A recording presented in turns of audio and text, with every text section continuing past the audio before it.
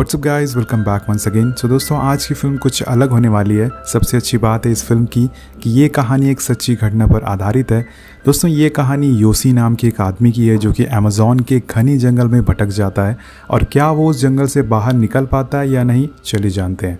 दोस्तों, इस फिल्म के लीड कैरेक्टर हैं हमारे हैरी पॉटर भैया, जिनको कि आपने हैरी पॉटर मूवीज़ में देखा होगा, जिनका नाम होता है योसी घिन्सबर्ग। वेल, मूवी शुरू होती है और योसी हमें बताता है कि वो एक अलग लाइफ जीना चाहता है। वो उड़ना चाहता है, वो दौड़ना चाहता है, लेकिन वो रुकना नहीं चाहता है। जी हाँ दोस्तों, जैसे कि हम सभी यंगस्टर चाहते हैं अपनी लाइफ जीना। और हम योसी को देखते हैं जो कि अपनी मंजिल पर पहुंच चुका है। ये ऑस्ट्रेलिया की बहुत ही खूबसूरत जगह होती है। योसी बहुत ही ज़्यादा एक्साइटेड होता है जंगल में जाने के लिए। यहाँ उसकी मुलाकात मार्कस नाम के आदमी से होती है जो कि एक टीचर होता है, और यहाँ ये दोनों एंजॉय करना चालू कर देते हैं। और अब ये दोनों जंगल में एक रात के लिए रुकते हैं, और अगली सुबह मार्कस योसी को लेकर अपने एक और दोस्त से मिलवाता है जिसका नाम होता है केविन। सो गाइज, केविन एक हाइकर और एक फोटोग्राफर होता है। अब इन तीनों की आपस में बहुत अच्छी दोस्ती हो जाती है, और इसी कैंप में योसी को एक लड़की मिल जाती है और योसी भी उसे पसंद करने लगता है, और दोनों एक दूसरे के साथ एक क्वालिटी टाइम स्पेंड करते हैं और दोनों को प्यार हो जाता है। अब इसके बाद योसी अगले दिन मार्केट में घूम रहा होता है, तभी उसके पीछे से आवाज़ आती है, तुम अमेरिकन हो? योसी बोलता है कि नहीं। दोस्तों, इस आदमी का नाम होता है कार्ल, और ये भी हमारी मूवी का लीड कैरेक्टर है। कार्ल को जंगल के बारे में सारी जानकारी होती है। वो योसी को बताता है कि अगर जंगल का असली अनुभव तुम्हें लेना है तो तुम्हें जंगल के बीच में जाना होगा। वहाँ इंडियंस आदिवासी रहते हैं जिसे आज तक किसी ने नहीं देखा है। ये सारी बातें सुनकर योसी को अपनी तरफ वो आकर्षित करता है, जिसके बाद योसी सारी बातें मार्कस और केविन को बताता है और उन्हें भी जंगल में चलने के लिए बोलता है। योसी बोलता है कि सभी ट्रैवलर जो यहाँ पर आते हैं वो यहाँ के आसपास घूमते हैं और वापस चले जाते हैं। हमें उनके जैसा नहीं करना है, हम लोगों को कुछ अलग अनुभव लेना चाहिए। सो पहले तो वो दोनों मना करते हैं, लेकिन बाद में जाने के लिए तैयार हो जाते हैं। और इसके बाद ये चारों लोग प्लानिंग करते हैं कि ये कैसे जंगल के अंदर जाएंगे। कालू ने मैप में टोरोमोन्स इंडियन की लोकेशन दिखाता है और बोलता है कि हमें पहाड़ियों के चढ़कर जाना होगा। हमें लगभग 3 से 4 दिन लगेंगे वहां पहुंचने में, और सभी लोग तैयार हो जाते हैं जाने के लिए। सो गाइज, ये लोग एक प्लेन हायर करते हैं और जंगल के बीच में जाके उतरते हैं। अब इनमें से योसी सबसे ज़्यादा एक्साइटेड होता है, उसे कुछ ना कुछ नया देखने को ज़रूर मिलेगा, उसका ऐसा मानना था इस जंगल में। अब रात होने पर ये सभी लोग कैंप लगाकर जंगल में आराम करने लगते हैं। और दोस्तों, यहाँ हम देखते हैं कि मार्कस सबसे ज़्यादा डरपोक होता है। उसे रात में एक कीड़ा काट लेता है और वो सोचता है कि कोई जानवर ने उस पर हमला कर दिया है, जिससे कि वो बहुत ज़्यादा डर जाता है। इस पर उसके सभी दोस्त उसका मजाक उड़ाते हैं। वेल, अगले दिन ये सफ़र पर निकल पड़ते हैं और बहुत तेज़ बारिश होना चालू हो जाती है, लेकिन ये हार नहीं मानने वाले थे। ये आगे बढ़ते रहते हैं, जिसके बाद आगे बढ़ने पर इन्हें एक दूसरा कबीला मिल जाता है। ये देखकर सभी लोग बहुत खुश हो जाते हैं। यहाँ पर दोस्तों, जितने भी लोग होते हैं इस कबीले में, वो सभी कार्ल को जानते थे, और सभी लोग एक अच्छा टाइम बिताते हैं इन गांव वालों के साथ। और यहाँ पर योसी को एक गोल्ड का टुकड़ा भी मिल जाता है, जिसके बारे में उसे कार्ल ने बताया था। एक्चुअली दोस्तों, यहाँ आने से पहले कार्ल ने इन्हें बताया था कि हमें जंगल में सोना भी मिल सकता है। सो पहले तो इनको इस बात पर यकीन नहीं था, लेकिन अभी ये सारी बातें सच होना चालू हो गई है। अब ये चारों गांव वालों को अलविदा बोलकर यहाँ से अपनी मंजिल पर निकल पड़ते हैं, वो इंडियन आदिवासी लोगों को ढूंढने के लिए जिन्हें आज तक किसी ने नहीं देखा है। अब चलते चलते इन्हें फिर रात हो जाती है, और कार्ल एक बंदर को मारकर सभी को फ्रेश भोजन करवाता है, और अगले दिन सुबह ये फिर चलना चालू कर देते हैं। लेकिन दोस्तों, अब मार्कस की हिम्मत टूटने लगती है। चलते चलते उसके पैरों में छाले पड़ जाते हैं और उसके पैरों की बहुत ही बुरी हालत हो जाती है, क्योंकि मार्कस सबसे कमज़ोर होता है इनमें से, और उसकी वजह से इनको फिर से एक दिन के लिए वहीं जंगल में रुकना पड़ता है। यहाँ पर योसी और केविन आपस में बात कर रहे होते हैं कि मार्कस लड़कियों की तरह बिहेव कर रहा है, हमें उसे इस ट्रिप पर नहीं लाना चाहिए था। अगर वो ऐसे ही करता रहा, अगर वो ऐसे ही धीरे धीरे चलता रहा, तो कुछ दिनों में बरसात चालू हो जाएगी और हम यहीं फंस जाएंगे। अगली सुबह होने पर मार्कस की हालत और ज़्यादा ख़राब हो जाती है, और वो सही से और ज़्यादा चल नहीं सकता है। अब यहाँ पर जो कार्ल होता है वो बोलता है कि कबीला पहुँचने में अभी भी 3 से 4 दिन लग सकते हैं, और मार्कस चल नहीं सकता है। जिस पर योसी बोलता है कि कोई बात नहीं, हम उसे उठा कर ले जाएंगे। इस बार पर कार्ल हंसने लगता है और बोलता है कि ऐसा पॉसिबल नहीं है। कार्ल यहाँ पर सभी को वापस जाने के लिए बोलता है, लेकिन योसी इतनी दूर से यहाँ तक आया है और अब वो हार नहीं मानने वाला है। जिसके बाद केविन एक बीच का रास्ता निकालता है। वो बोलता है कि हम पानी के रास्ते जाएंगे जिससे मार्कस को चलना ना पड़े। काल उन्हें बताता है कि इतना आसान नहीं है नदी के रास्ते जाना, उसमें हमारी जान भी जा सकती है। लेकिन ये तीनों किसी तरह से उसे मना लेते हैं और एक राफ्ट बनाना चालू कर देते हैं और बहुत मेहनत के बाद एक राफ्ट बनकर तैयार हो जाती है। काल बोलता है कि सब लोग मुझे फॉलो करेंगे, जैसे मैं बोलूँगा राफ्ट उधर घुमाना है। अब ये निकल जाते हैं, लेकिन पानी का रास्ते से जाना इतना आसान नहीं होता है दोस्तों। अगले पल ही एक बहुत ही बड़ी चट्टान इनके सामने आ जाती है और पानी का जो बहाव है वो भी बहुत तेज़ है इस नदी में। काल बोलता है कि लेफ़्ट घुमाओ और फिर बोलता है कि राइट घुमाओ। अब नदी का बहाव इतना ज़्यादा तेज़ होता है कि ये लोग उसमें बहना चालू हो जाते हैं, जिससे कि इनकी बोट बहाव में बहना चालू हो जाती है। अब केविन बोलता है कि हमें नदी के बहाव में चलना चाहिए, लेकिन काल उसकी बातें नहीं मानता है और दोनों में यहाँ बहस होना चालू हो जाती है। लेकिन योसी इन्हें रोक लेता है और राफ्ट को किनारे लगाता है। यहाँ पर दोस्तों काल इन पर बहुत गुस्सा होता है कि तुमने मेरी बात क्यों नहीं मानी है। काल इन सभी को बोलता है कि हम आज रात के लिए यहीं रुकेंगे और फिर कल अपना सफ़र आगे तय करेंगे। अब योसी केविन के पास आता है और आपस में बात करता है कि लगता है काल को तैरना नहीं आता है, इसलिए वो पानी से डरता है। वेल दोस्तों, ऐसा सच भी होता है। काल को एक्चुअल में तैरना नहीं आता था, इस वजह से वो नदी के रास्ते नहीं जाना चाहता था। और अब इसी तरह से जंगल में रात काटने के बाद अगला दिन भी आ जाता है, लेकिन काल यहाँ पर अपना इरादा बदल लेता है। वो पैदल चलकर जाने के लिए बोलता है और इस बात को सुनकर इनकी परेशानी और ज़्यादा बढ़ जाती है, क्योंकि काल इनकी बातें मानने से इनकार कर देता है।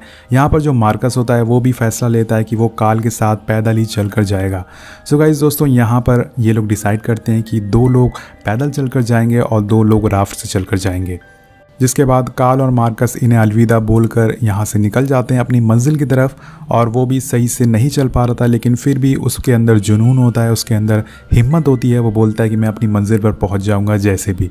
इधर केविन और योसी भी राफ्ट लेकर निकल पड़ते हैं। वो दोनों बहुत ही ज़्यादा खुश होते हैं क्योंकि अब सारा कंट्रोल राफ्ट का उनके पास था। ये दोनों आगे बढ़ना चालू कर देते हैं, लेकिन ये सफ़र इतना आसान नहीं होने वाला था।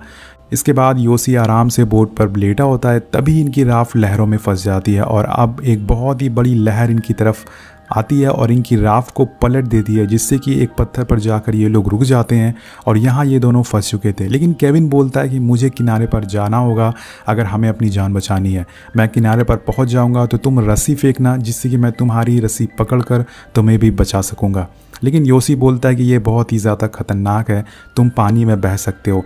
एक्चुअल में दोस्तों योसी बहुत ही ज़्यादा डर जाता है और केविन उसे सहारा देता है और बोलता है कि घबराओ मत, मैं किनारे पर पहुंचकर तुम्हें खींच लूँगा, तुम्हारी जान बचा लूँगा। केविन जैसे तैसे कर किनारे पर पहुंच जाता है और योसी को रस्सी फेंकने के लिए बोलता है, लेकिन तभी एक लहर, बहुत ही तेज़ लहर आती है और योसी को टक्कर मारती है और वो नदी में बह जाता है। केविन अपने सामने योसी को बहता हुआ देखता है, लेकिन वो कुछ नहीं कर सकता था। योसी लहरों से बचकर जब बाहर निकलता है तो केविन को आवाज़ लगाता है, उसे बहुत ढूंढने की कोशिश करता है। योसी बहकर बहुत ही आगे आ चुका था, केविन पीछे कहीं छूट चुका था। अब योसी इस घने जंगल में अकेले भटक चुका था और इसी पल यहाँ तेज़ बारिश भी होना चालू हो जाती है। योसी के पास ना तो खाने के लिए खाना है और ना ही रहने के लिए कैंप, लेकिन ऊपर वाला उसका साथ देता है और योसी को नदी में अपना बैग दिखता है। वो भाग कर जाता है, उस बैग को लेता है और उस बैग में एक छोटी सी बाइबल होती है और कुछ गोलियाँ होती हैं। एक्चुअली में दोस्तों ये गोलियाँ इन लोगों ने यहाँ आने से पहले ली थी, ताकि इन्हें खाकर इन्हें थोड़ी एनर्जी मिल सके और ये ज़्यादा टाइम तक चल सके। और इसे खाने के बाद योसी को फिर से एनर्जी आ जाती है और वो केविन को दोबारा ढूंढना चालू कर देता है। वो दोबारा आवाज़ लगाता है, लेकिन केविन उसको कहीं भी नहीं दिखता है और योसी निराश होकर वहीं नदी के पास बैठ जाता है। लेकिन वो भी हार नहीं मानने वाला था। वो बैग खोलता है और मैप बाहर निकालता है। वो नदी का नक्शा बनाकर डिसाइड करता है कि वो उसे फॉलो करते हुए यहाँ से निकलेगा। अब आगे चलने पर उसे बहुत ही तेज़ भूख लगी होती है, लेकिन उसके पास खाने के लिए कुछ भी नहीं होता है और रात में सोते टाइम उसे एक आवाज़ आती है। वो सोचता है कि ये केविन की आवाज़ है, लेकिन जब वो सामने देखता है तो उसे वहाँ पर मार्कस दिखता है। लेकिन जब वो टॉर्च जलाकर देखता है तो वहाँ पर कोई नहीं होता है। ये सिर्फ उसका एक भ्रम था, एक हेलुसिनेशन था। अब अगली सुबह उठने पर उसे अपनी स्किन में कुछ फील होता है। वो एक चाकू से उसे काटता है और दोस्तों रात में सोते टाइम उसकी बॉडी में एक रेंगने वाला कीड़ा चला गया था, जिससे कि योसी स्किन काट कर बाहर निकालता है और इसे काटते टाइम उसे बहुत ही ज़्यादा दर्द होता है, लेकिन उसके पास कोई रास्ता नहीं है। अब वो आगे बढ़ना चालू कर देता है और योसी को कुछ चिड़ियों के अंडे मिलते हैं और जब वो अंडों को फोड़ता है तो उसमें उसके छोटे बच्चे होते हैं। लेकिन यहाँ पर योसी को इतनी ज़्यादा भूख लगी होती है कि वो उसे ज़िंदा ही खा जाता है और जिसके बाद वो फिर से आगे बढ़ना चालू कर देता है और यहाँ पर उसकी किस्मत उसका साथ देती है उसे कुछ लोगों का सामान मिलता है जो कि यहाँ पर छोड़कर चले गए थे। तो योसी डिसाइड करता है यहाँ पर थोड़ी देर आराम करने के लिए। वो अपने पैर के मोजे निकालता है और उसके पैर बहुत ही बुरी तरह से ज़ख्मी हो गए थे। इसे देखकर वो रोने लगता है और उसे एहसास होता है कि मार्कस को कैसा लग रहा होगा जब उसके पैर भी ज़ख्मी हो गए होंगे। तो जिसके बाद वो मार्कस को सॉरी बोलता है कि उसने उसे अकेला छोड़ दिया और अपने आप को कोसने लगता है कि वो कितना डरपोक है कि उसने मार्कस को अकेले छोड़ दिया। अब नेक्स्ट मॉर्निंग वो फिर से चलना चालू कर देता है और यहाँ उसे पैरों के निशान मिलते हैं। तो वो सोचता है कि केविन कहीं आसपास ही है, लेकिन तभी उसे वहाँ पर एक अंडे मिलते हैं जो कि उसने खाए थे। मतलब योसी घूम फिर कर उसी जगह पर दोबारा आ चुका है और ये जानकर वो और ज़्यादा निराश हो जाता है। वो बहुत ही गुस्से में आ जाता है। और दूसरी साइड हमें दिखाया जाता है कि कुछ गाँव वालों को केविन नदी के किनारे मिल जाता है जो कि अभी भी जिंदा होता है। तो गाँव वाले उसे कैंप में ले आते हैं और ठीक होने पर केविन वहाँ के ऑफिसर से बताता है कि उसका दोस्त अभी भी जंगल में फंसा हुआ है और उसे बचाना ज़रूरी है। ऑफिसर उसकी बात मान लेता है और प्लेन से उसे ढूंढना चालू कर देता है। इधर नीचे योसी प्लेन की आवाज़ सुन लेता है और वो एक लाल कपड़ा दिखाता है, लेकिन प्लेन बहुत ही ज़्यादा ऊपर होता है जिससे कि ये लोग उसे देख नहीं पाते हैं और केविन वहाँ से वापस चला जाता है। और यहाँ पर केविन के हाथ कुछ नहीं लगता है, लेकिन केविन भी हार नहीं मानने वाला था और एक बोट के ड्राइवर को वहाँ पर चलने के लिए मनाता है। बोट का ड्राइवर उसे समझाने की कोशिश करता है कि अब 3 हफ्ते से ज़्यादा समय हो चुका है, तुम्हारा दोस्त मर चुका होगा, अब कोई फ़ायदा नहीं है उसे ढूंढने का। लेकिन केविन को कहीं ना कहीं यकीन होता है कि वो अभी भी ज़िंदा होगा और वह बोट लेकर वहाँ से निकल पड़ता है उसे ढूंढने के लिए। और इधर हम योसी की हालत देखते हैं जो कि बहुत ही ज़्यादा ख़राब हो चुकी है। वो ज़मीन पर पड़ा होता है, तभी उसे किसी की आवाज़ सुनाई देती है और वहाँ पर देखने पर उसे एक आदिवासी लड़की मिलती है।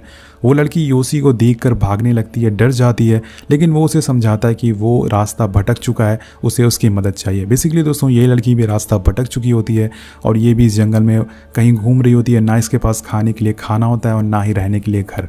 योसी को नहीं पता होता है कि उसे इंग्लिश आती है या नहीं, लेकिन फिर भी वो उससे बात करता रहता है क्योंकि इतने दिनों बाद उसे किसी इंसान को देखा था जिससे कि उसको थोड़ा हौसला मिलता है और योसी उसे लेकर आगे बढ़ना चालू कर देता है।